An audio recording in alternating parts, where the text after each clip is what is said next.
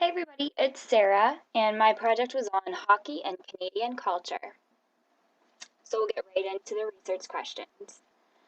The first one was, how and where is hockey displayed in the media? What are the ways in which hockey teams, especially the NHL, market to Canadians? What does or can hockey provide to Canadians? And does hockey appeal to all Canadians? So we had a couple of different methods. We wanted to do a content analysis of television coverage of hockey. Then we wanted to search through some memorable advertisements regarding hockey. And finally, we did a content analysis of academic research about hockey and some more informal sources like newspapers. The question about where is hockey displayed in the media, we kind of determined hockey must be the most covered sport in Canadian media.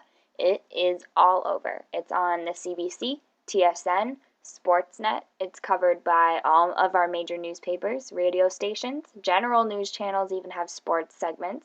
For the true hockey fans, the serious hockey fans, there's exclusive access to specialty channels, there's mobile phone applications, teams have Twitter accounts, and then all those online news sites where they can get their information at any time.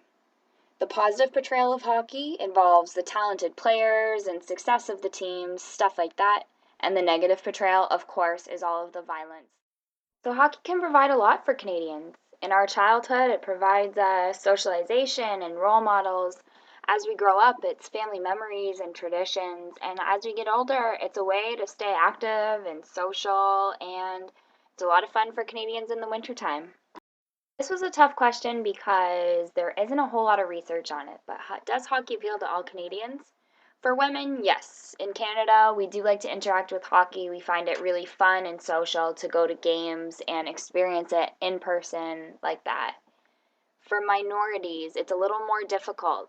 If they're first generation immigrants to Canada, they might not understand it all that much, but their children, perhaps the second or third generations, will learn about it in school. It's also worth mentioning that one of the minorities, the LGBTQ community, is being more accepted in professional hockey ever since Brian Burke's son came out and then unfortunately passed away. A lot of professional hockey players have voiced their support for gay athletes. And for those with disabilities, unfortunately, accessible hockey isn't super popular right now. So I'm very curious if they find ways to interact with hockey on the same level that we can.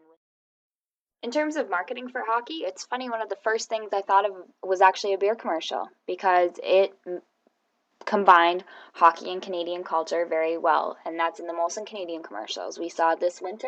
It was called Here's to the Game This Land Gave Us. You should go look it up on YouTube. Best example, though, is the way the Stanley Cup playoffs are being promoted in the past couple years. They've done a really good job. This year, they're called Because It's the Cup. Go YouTube that one, too. Found there's a lot of hockey clothing lines coming out lately, especially by the athletes themselves releasing their own clothing lines. It's become really popular and it's a great way to promote hockey on the street. Finally, the Canadian players and teams kind of promote the game themselves. When our local teams are succeeding, more people are going to watch. The fact that two of the most famous hockey players of all time came from Canada makes more people watch. Don Cherry is one of the most famous hockey personalities. He probably makes people watch, and more.